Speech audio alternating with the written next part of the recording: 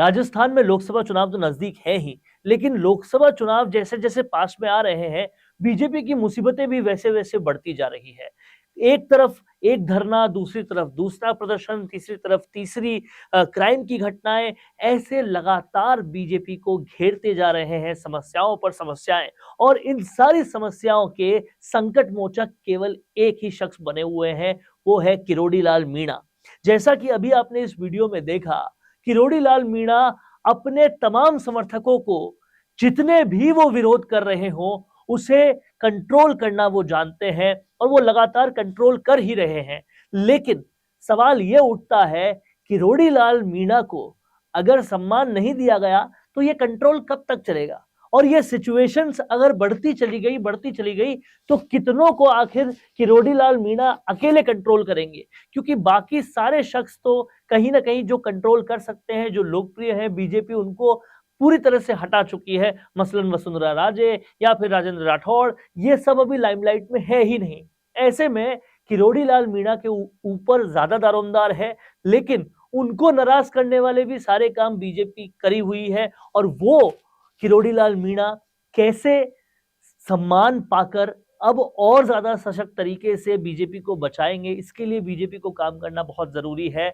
इन video को आप एक बार फिर से देखिए, किस तरह से किरोड़ी लाल मीणा लगातार समर्थकों को कंट्रोल कर रहे हैं। यह हाल का वीडियो है जहां पर साफ तौर पर समझ में आ रहा है कि इतनी बड़ी भीड़ को, जो पूरी तरह से भरसक तरीके से बीजेपी के विरोध में बढ़ रही है, कैसे एक शख्स कंट्रोल कर रहा है और कैसे एक शख्स ने अपने एक ही आवाज में पूरी भीड़ को कंट्रोल कर लिया है।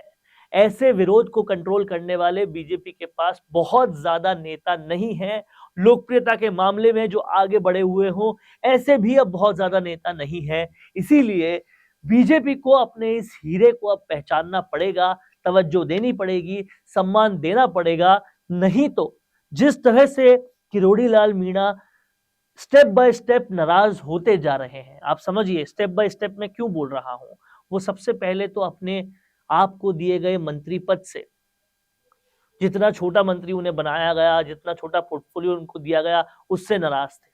उसके बाद अब जांच की बातों में भी सामने आ रहा है कि उनको जांच कमेटी में नहीं लिया गया, जो कांग्रेस के खिलाफ जांच कमेटी बनी, जबकि सबसे ज्यादा मुद्दे उन्होंने ही उठाए थे।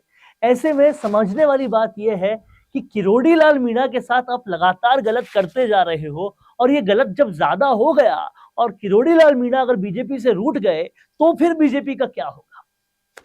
तो समझने वाली बात यह है कि अब प्रधानमंत्री मोदी से लेकर सीएम भजनलाल शर्मा तक सबको समझना पड़ेगा कि आपके इकलौते संकट मोचक को बचा लीजिए, नहीं तो बढ़ते हुए संकट बीजेपी के लिए बहुत बड़ा संकट बना सकते हैं। कैसी लगी आपको ये खबर, कैसी लगी आपको ये कंटेंट? अगर अच्छा लगा है तो इसे ज्यादा से ज्यादा शेयर कीजिए और कमेंट बॉक्स में भी बताइए आप हमारी बात से सहमत हैं या नहीं। नमस्कार। अब आपको मिल सकती है लाइव चैनल में काम करते हुए पत्रकारिता की डिग्री।